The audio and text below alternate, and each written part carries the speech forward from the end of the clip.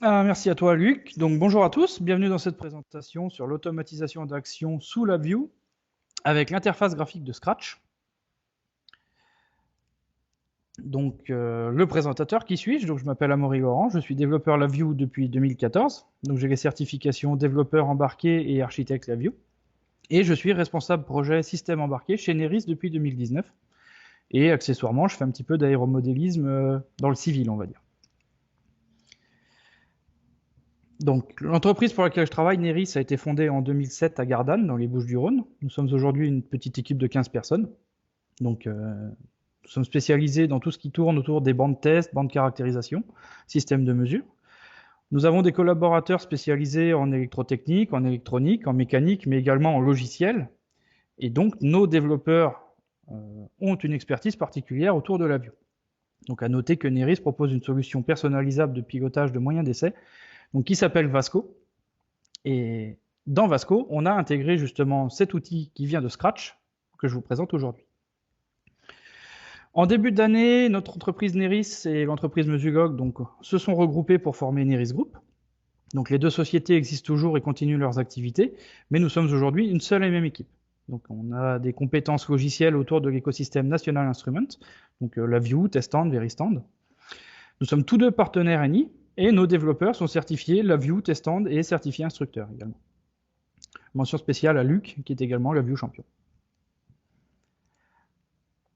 Donc pour plus d'infos, vous pouvez vous rendre sur nos sites internet, que ce soit le site de Neris ou le site de Mesulog. Vous pouvez également y télécharger cette présentation, ainsi que les sources que je vous présenterai en fin de présentation. Pour nous contacter, vous pouvez bien sûr nous rendre visite sur nos sites physiques, donc à Gardanne, à Moirans ou à La Rochette. On se fera un plaisir de vous offrir un café. Ou alors vous pouvez passer soit par le web, soit directement via les deux adresses contact@nerisgroup.com ou contact@mesulog.fr. Pour rentrer un petit peu dans le vif du sujet, Google a présenté en 2012 un projet qui s'appelle Blockly, qui est un développement open source sous licence Apache 2. Un ensemble de bibliothèques JavaScript qui permet de créer un environnement de programmation graphique. Cet environnement est entièrement personnalisable et il a notamment servi par exemple pour développer App Inventor, qui est un environnement de développement pour Android.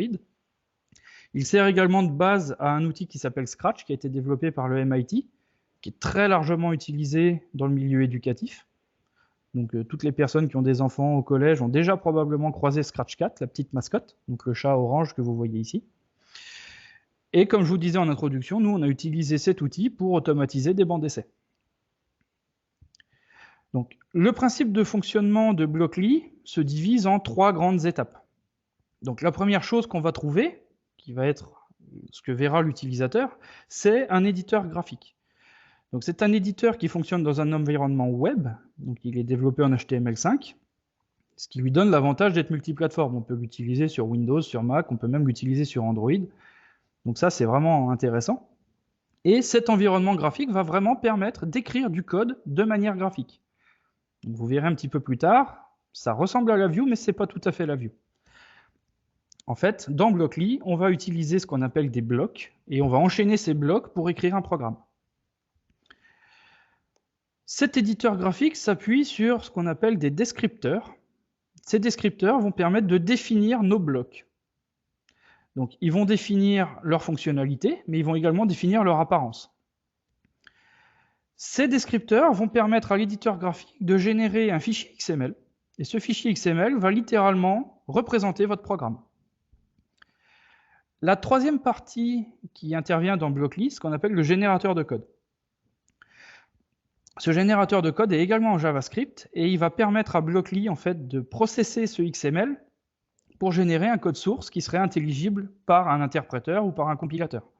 Donc, par exemple, Blockly gère nativement du code Python. Donc on peut écrire du Python de manière graphique à l'aide de Blockly. Dans le cas d'utilisation qui nous concerne, c'est-à-dire intégrer un code généré avec Blockly dans une application LabVIEW, on ne va pas utiliser le générateur de code, on va s'arrêter à la partie intermédiaire, et en fait, on va utiliser uniquement l'éditeur graphique, accompagné des descripteurs, et on va récupérer le fichier XML généré. Donc ce fichier XML, j'en ai mis un petit extrait ici, il y a plusieurs avantages. Sa structure, par exemple, est très bien adaptée à une représentation orientée objet. C'est un fichier qui est récursif.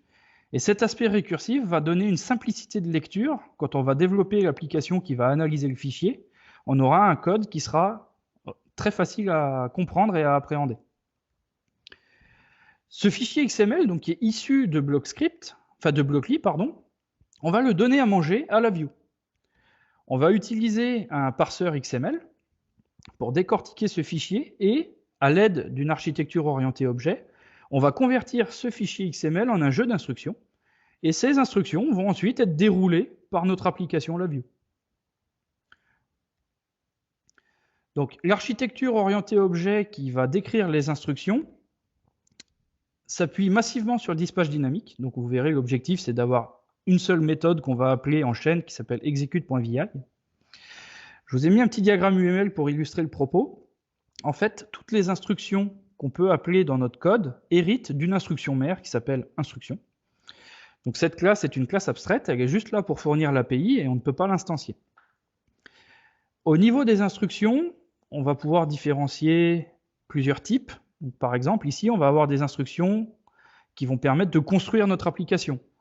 Par exemple, déclarer des procédures, créer des boucles, des structures case, donc des structures conditions, des choses comme ça. Ensuite, sur la partie gauche, ici, j'ai des instructions orientées métier. Donc dans mon cas particulier, j'ai des instructions qui permettent de faire de l'acquisition-génération, par exemple en analogique ou en tout ou rien. Sur la partie gauche ici, à l'extrême gauche de l'écran, on a une particularité, c'est une instruction de type value. En fait, c'est une instruction qui permet de passer des valeurs constantes, donc soit des constantes numériques, soit des constantes booléennes.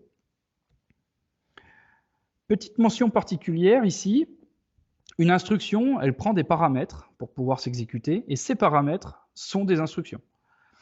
Et sous la view, la seule méthode pour avoir une valeur objet dans la déclaration de ce même objet, c'est de passer par un variant. Donc là, on a un tableau de variant qui est en réalité un tableau d'instructions dans la classe instruction.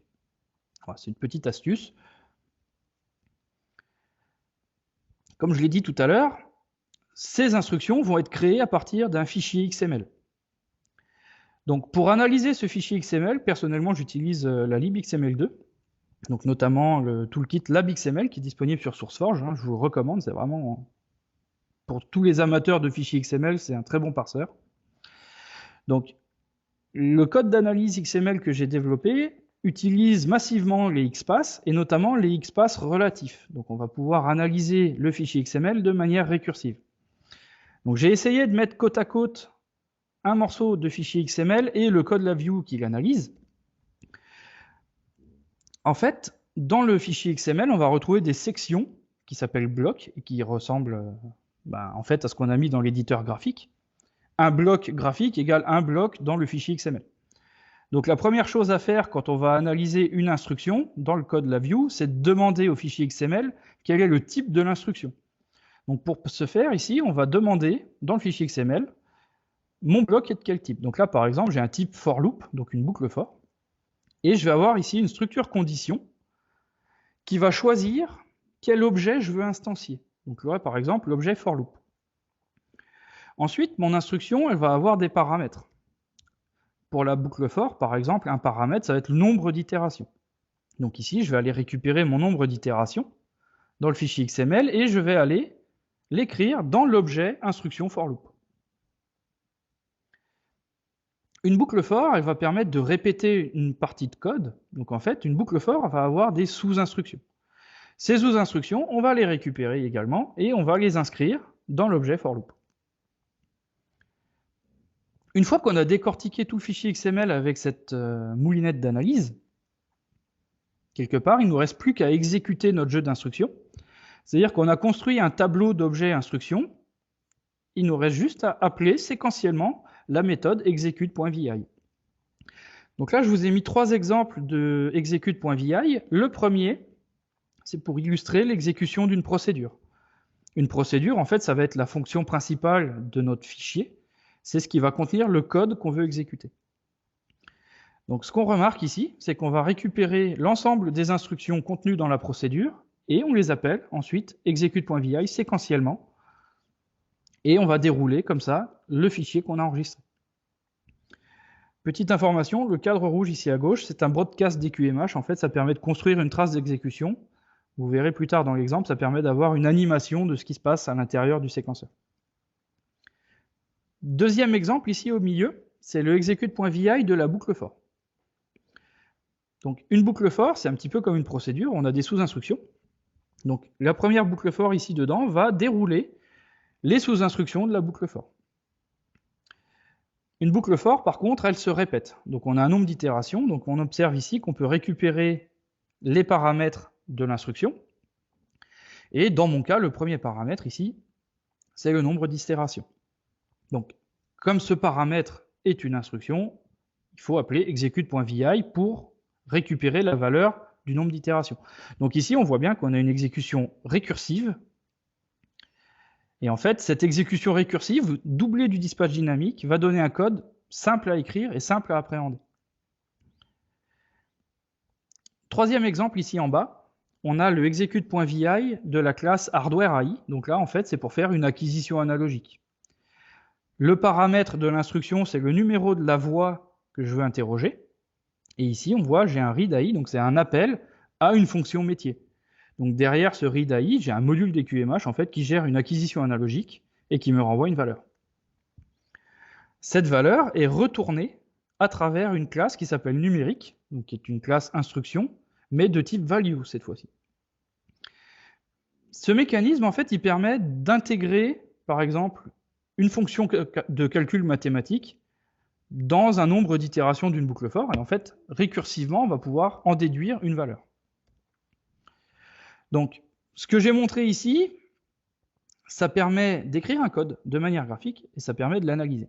Si on veut aller plus loin, avec Blockly, on a la possibilité, par exemple, d'animer l'exécution du code. On peut également mettre en place un mécanisme qui permet d'ouvrir un fichier XML dans Blockly. Ces deux mécaniques vont requérir une communication en fait entre l'éditeur Blockly et la view. Donc il faudrait développer par exemple des web services pour pouvoir communiquer entre les deux. Autre chose qui ne sont pas présentées aujourd'hui, c'est ce qui va permettre de gérer l'exécution de notre programme.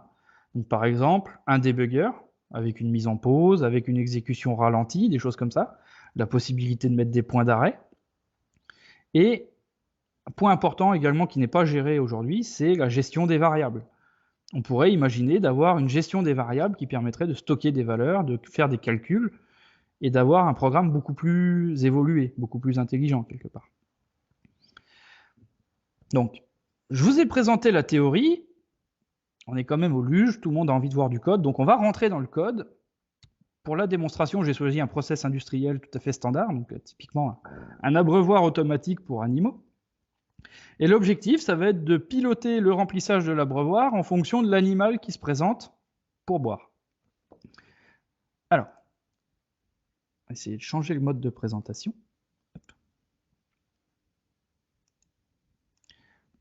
Donc ici, j'ai mon abreuvoir automatique. Donc pour l'anecdote, hein, c'est un projet qui a été développé avec du DQMH, qui est constitué de 3 modules.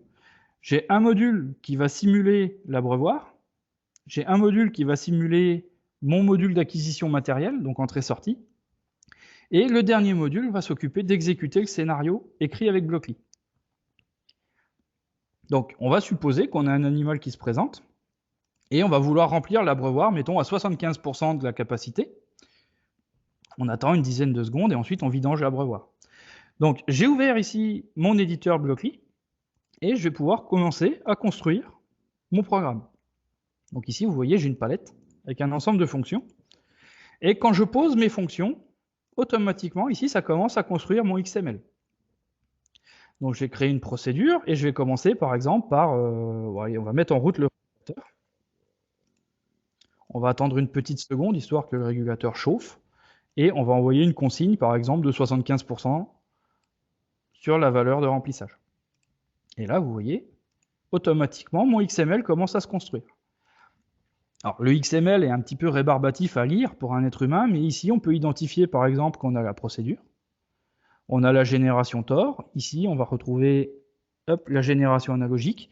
Donc, on a bien un lien direct entre l'éditeur graphique et le XML. On va faire, par exemple, ici, une attente. On va attendre que, hop, acquisition analogique. On va attendre que l'abreuvoir se remplisse.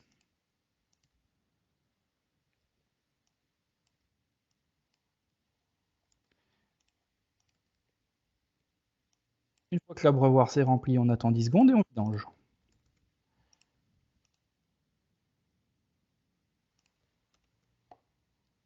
Et on attend bien évidemment que l'abreuvoir soit vide.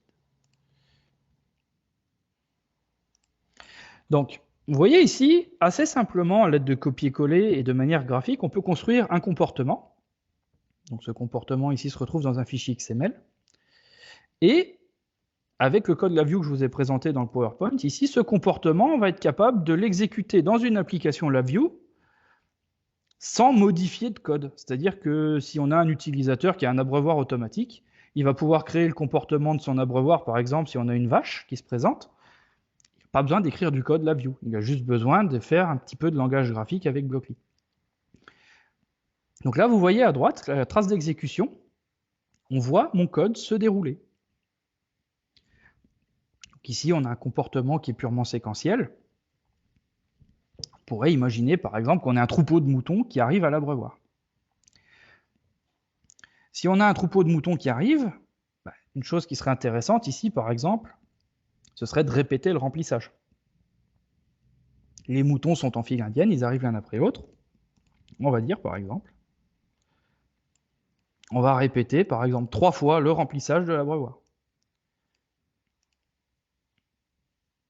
Donc ici, j'ai rajouté une boucle for, j'ai juste déplacé le code de remplissage dans la boucle. On va peut-être rajouter une attente à la fin.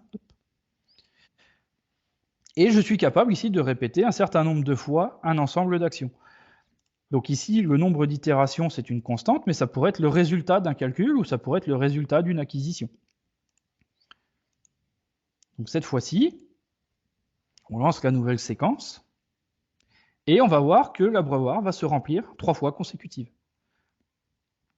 Et en termes de code et en termes d'application, vous voyez, mon langage LabVIEW, là, le VI n'a jamais été redémarré. Donc là, je vais enlever la tête à Luc. Hop. Sur le graphique, vous pouvez observer les 3 remplissages consécutifs. C'est moi le mouton? Ah, on peut faire ça, ouais. Attends, regarde. Non. On va mettre là. Il commence à y avoir des questions. Tu veux que je te les pose maintenant ou par rapport à cette démo sur les moutons, tu veux aller plus loin ou je te pose les questions? Alors, pour toute question sur les animaux, il faudra les poser à quelqu'un d'autre. Mais tu peux envoyer les questions sur la view, il n'y a pas de problème. Alors, dans l'ordre, je vais pas forcément les prendre par ordre chronologique. Je vais commencer par Sébastien, qui voudrait que tu reviennes rapidement sur l'histoire du variant mentionné Oui, en début de présentation. Alors, j'imagine que c'est le variant des instructions, si tout à fait. j'imagine bien. Alors, je vais repartager mon écran, ce sera plus rapide. Hop, on va arrêter ça. En fait, dans mon architecture orientée objet, hop, je vous la présente, elle est là.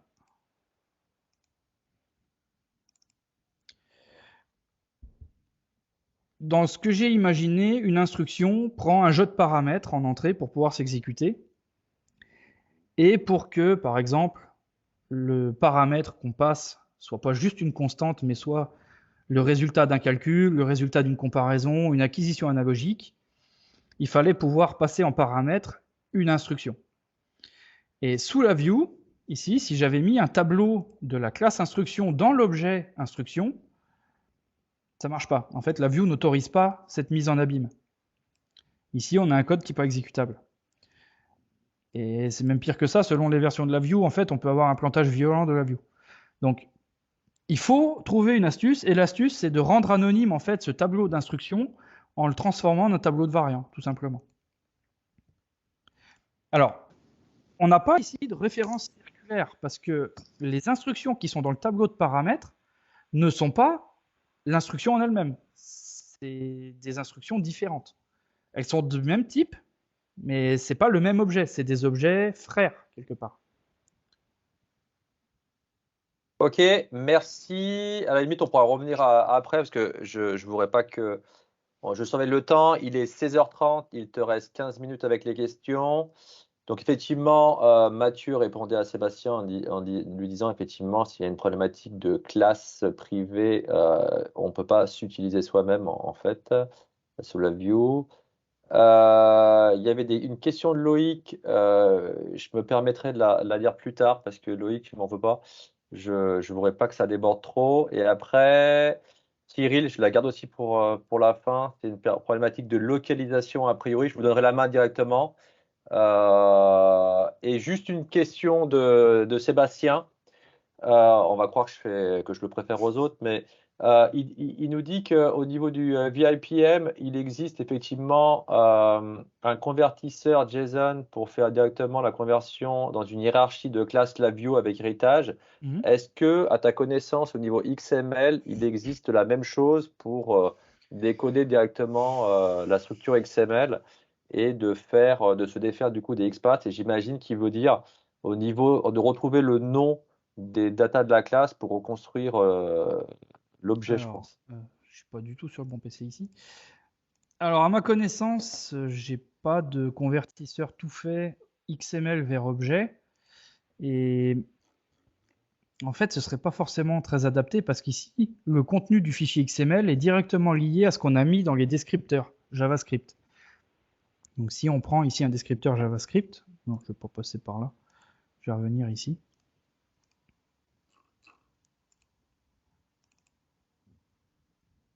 Hop. Je suis en train de réuploader la présentation. C'est normal.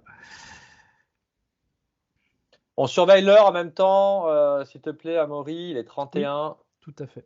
Donc, je pense qu'il faut viser encore une dizaine de minutes de présentation parce que je pense qu'il y a des questions qui vont t'attendre. Donc, Ça marche.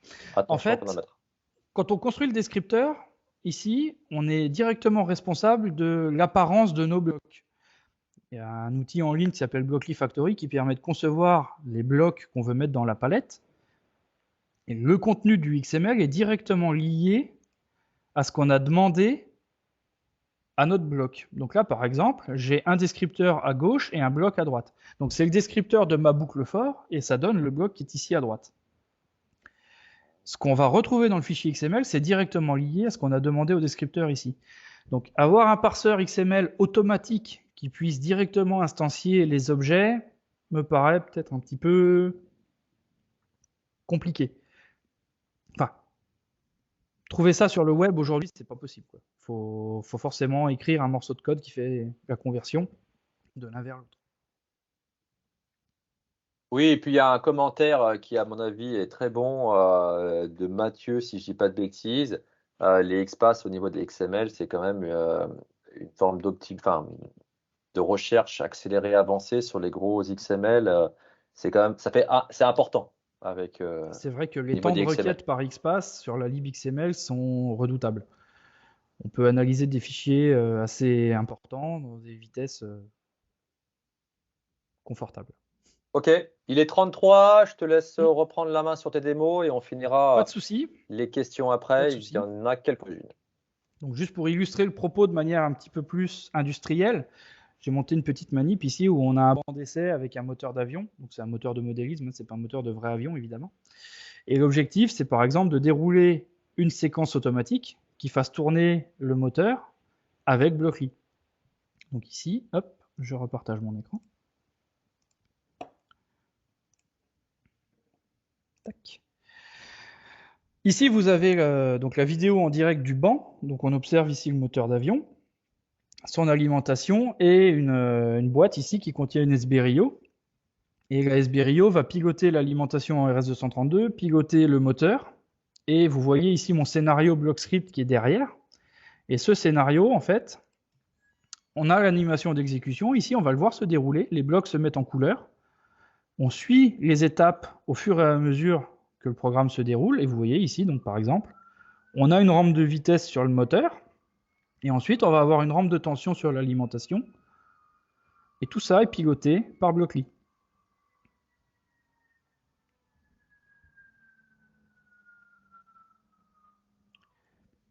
Donc la grosse force de Blockly dans ce cas précis, c'est que si on veut charger un autre scénario, Il suffit de charger un autre fichier XML en fait. On peut construire des bibliothèques de fichiers XML avec les différents types d'essais qu'on veut dérouler et ensuite on peut les lancer. Bon, je vais pas le laisser finir. Hop, on fait comme ça.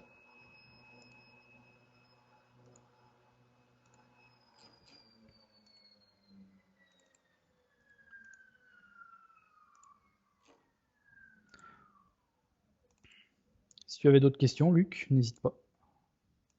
Tu nous as fait la démo sur les. T'as pas fait J'ai raté la démo sur les 3 moutons dont tu m'avais parlé tout à l'heure. En fait, c'est le même mouton qui revient 3 fois. D'accord. Donc visuellement, c'est pas. C'est bon. C'est le même mouton. T'as fini au niveau de tes démos, c'est ça? Ok.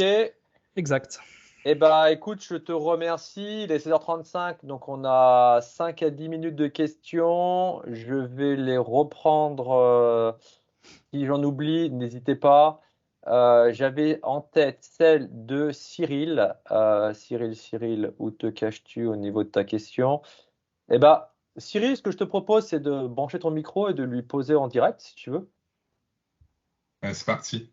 Oui, j'ai l'impression que Blockly est personnalisé au niveau de l'interface. En tout cas, les noms des blocs ont l'air d'être personnalisés. On peut faire une bibliothèque personnalisée, puis ça a l'air d'être local à l'application. Est-ce que tout ça, c'est des choses qui ont été faites spécifiquement et tweakées par Neris ou c'est de base inclus dans Blockly? Alors, Blockly, de base, fournit tout un tas de blocs, on va dire standards. On va trouver des boucles, on va trouver des structures conditions, on va trouver des choses comme ça. Tout ce qui est ensuite fonctionnalité métier, on peut effectivement créer nos propres blocs. Et là, en l'occurrence, pour l'occasion du luge, j'ai créé ma propre palette pour le luge en fait. Donc ici, le bloc procédure, le bloc attente, les entrées-sorties matérielles. Bon, j'avais prévu ici un case, sinon, que j'ai pas utilisé dans la démo, mais tous ces blocs ici, je les ai créés spécifiquement pour l'occasion du luge. Donc on peut effectivement adapter l'apparence à un besoin, à un client, à une entreprise, en fonction de l'humeur du moment, enfin un peu comme vous voulez en fait. Parfait, merci. Je te remercie. Je vais basculer sur Loïc. Loïc, si tu veux mettre ton micro, qui a une question sur l'interface de Blockly avec. J'en avais deux. J'ai une qui doit être assez rapide, c'est que j'ai pu apercevoir dans Vasco que tu as chargé Blockly dans ton appli. Tu n'es pas passé par l'interface web. Du coup, j'en déduis que c'est possible. C'est aussi une interface web qui est chargée dans un web browser intégré dans l'application. Alors, je l'ai dit en introduction que Blockly utilisait du HTML5, ça veut dire en corollaire que le browser web intégré dans la view n'est pas compatible avec Blockly. Donc là, il faut trouver des astuces. Une des astuces que m'avait proposé d'ailleurs Mathieu à l'époque était d'utiliser. Tu l'as bien écouté. Le runtime, en fait, c'était d'arriver à intégrer le moteur de Edge, je le permets, et c'était un peu la misère quand j'avais essayé de jouer avec, j'avais pas trouvé. T'as fini par trouver. WebView 2, il s'appelle, ça y est, j'ai retrouvé son nom. En fait, on a un toolkit .NET qui s'appelle WebView 2. Merci Mathias. Ah, vas-y. Non, je remercie Mathias parce que, juste pour rappel, quand on avait cherché, c'était lui qui nous avait donné la réponse sur les forums Any, donc j'en profite pour le remercier en live. Eh ben, un grand merci Mathias.